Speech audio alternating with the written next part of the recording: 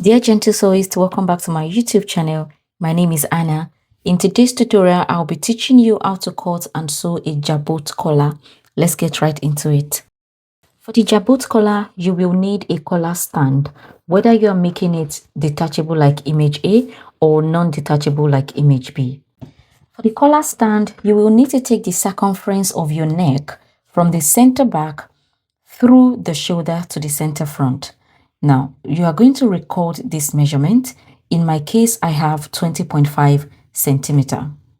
Rule a straight line and label the center back, the shoulder line, and the center front, X, Y, Z, respectively. Square up 3 centimeter from X and Y.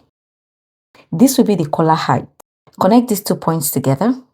On the center front, go up by 1.5 centimeter. Then, connect with your curved ruler to your shoulder point. From the 1.5 centimeter, mark the collar height, which is 3 centimeter, and reconnect to the shoulder line. Don't forget that the collar stand is on fold, so when you're transferring to fabric, make sure that you cut your fabric on fold. On the center back, there will be a fastener. It could be a button, hook and eye, or a ribbon, whichever preference you want to go with. For the jabot collar, step 1, you're going to determine the final width of the jabot collar along the collar stand, and you're going to mark this point. So can you see where I'm touching? You're going to determine from the center front to how wide you want the first layer of the jabot collar to be. And in my case, I have marked out 6 centimeter. Also, if you'd be using the jabot collar for a pattern that has placket, don't forget to consider the placket measurement so that you can add it to the jabot measurement. Step 2, you're going to calculate the total measurement of the fold that the jabot has along the collar stand. Now, this is what I mean. Can you say that the jabot collar is folded on itself? Now, you're going to calculate the measurement of each fold, and that is what you're going to use to cut the use for the circumference of the half cycle. So I'm just illustrating what the jabot collar looks like. So it's like a first layer, which is 6 centimeter. Then every subsequent fabric that is splitted underneath is going to be half of the first layer measurement. In my case, my first layer is 6 centimeter, which means the next fabric I'm going to pleat under the first layer is going to be half of the first measurement, which will be 3 centimeter. The next one I pleat is going to be 3 centimeter. So it depends on how many pleats you want. You can keep going. In my case, I have just about 3 to 4 pleats. So the first is 6, the next is 3 plus 3 plus 3 plus 3. Total is 18 centimeter. So we are going to use the 18 centimeter to determine the radius of our circle, since the jabot collar is basically half circle. And the formula we are going to use is going to be 18 divided by 3.142. That is what we are going to use for the radius. So I would also like to mention that if you want all your layers to be the same measurement, say for example, you want it to be 4 centimeter, 4 centimeter, 4 centimeter, you can just start by using 4 centimeter, then the next layer 4 centimeter, then you calculate everything and divide it by 3.142. You don't necessarily have to make the first layer longer than every other layers.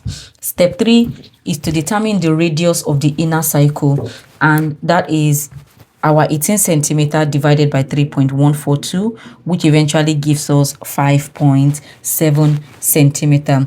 Now, whatever answer you have in your case is what you're going to use to construct the inner cycle that you see me use my compass to construct. If you don't have a compass, just use your tape rule to mark out the 5.7 inches and connect. If you take your tape rule and measure out that inner cycle, you will realize that it's going to give you the circumference, which is 18 centimeter in my case. Step 4, we are going to determine the length of your jabot collar. As you can see, there are 2 lengths, the shorter length and the longer length.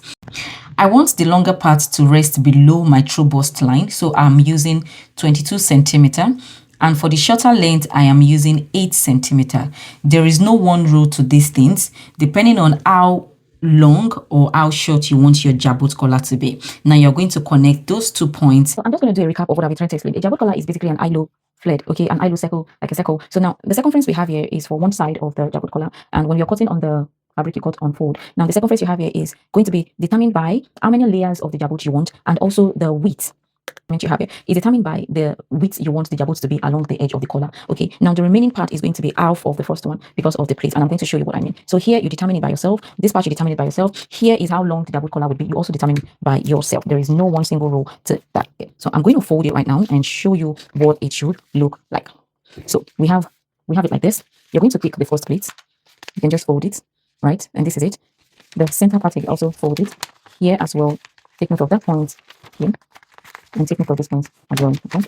I would say this again. If you want all your layers to be the same wideness, for example, you want it to be 3 centimeters, layer 1 3 centimeters wideness, layer 2 3 centimeters wideness, all you have to do is at the beginning, make sure you are using that 3 centimeters to calculate all through. You don't need to start with a longer one since you want it to be the same. Okay, so maybe after drafting you decide you don't want the first layer to be longer and you want it all to be the same length. All you have to do is just to fold the first layer into 2 like I am doing. Okay, and you have your layers. Step 5 is to transfer my pattern to my fabric. I'll be using the fishbone to hem my jabot collar to give me that professional look. Here is my collar stand. For the collar stand, you're going to cut 2 pieces and you're going to iron interfacing only on 1 piece. Set that aside. Notch every part that needs to be pleated on the jabot collar. This makes your work easier.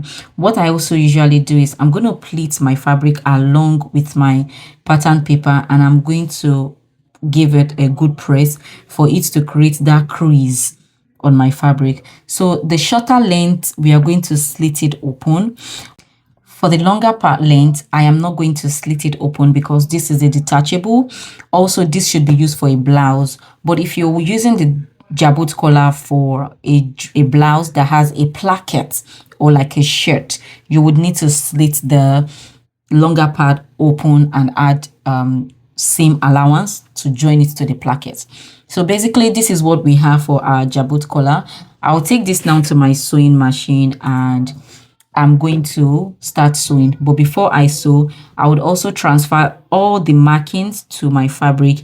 This is a heat erasable pen and it's going to clear off once I press the fabric. So here I am marking out all the points and I am just splitting it over.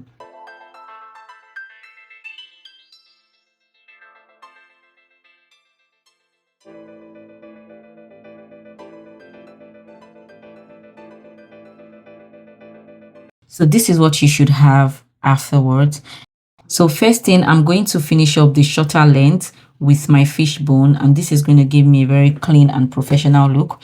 I am also going to use the fishbone to finish the hem of my collar. If you don't know how to use the fishbone, it's pretty easy. Sew on the right side of the fabric, then use the fishbone to turn over to the wrong side and sew it down. Once you're done sewing, you're just going to rip off the fishbone and there you have your rolled hem. Yeah, it helps you to sew a rolled hem without much hassle. Just watch closely and that is it.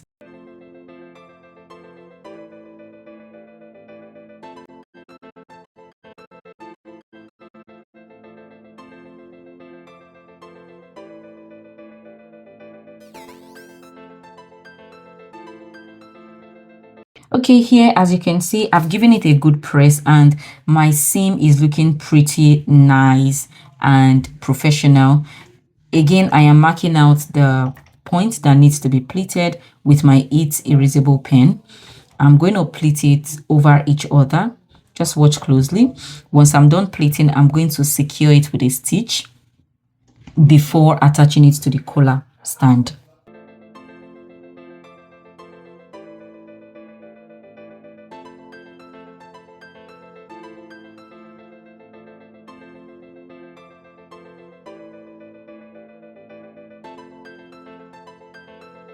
Another important thing to note is that make sure the two sides are identical and they must match at the center front. They must meet each other, or should I say kiss each other at the center front.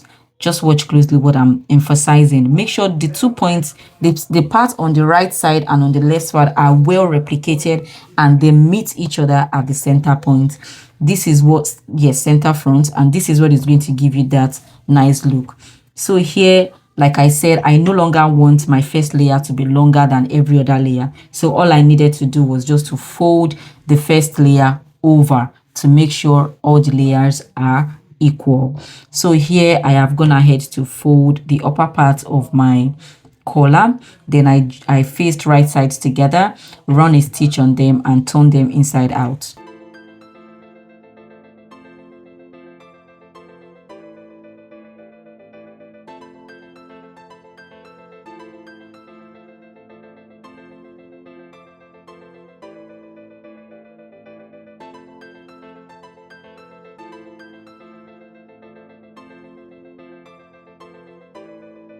So mark out your midpoint on the collar and also mark out the center front on the Jabot collar. Then you're going to attach both together, right side to right side facing. Once you sew that point down, you're going to cover it up with the second part of the collar stand, just like I am doing. And that is all about the Jabot collar. You're going to stitch every part down. So when you're done stitching, you can either fasten it with button or with an hook and eye or with a ribbon. So the choice is yours, whatever way you want it to be. So now we've come to the end of today's tutorial. If you learned a thing or two, kindly give me a thumbs up, like, share my video. And if you have any request, if you would like me to make a tutorial on anything, yes, anything, just let me know. Put a request in the comment section below and I'll do well to film a video for you. Thanks again for watching till staying till this moment. Have a great time. I love you all. Bye.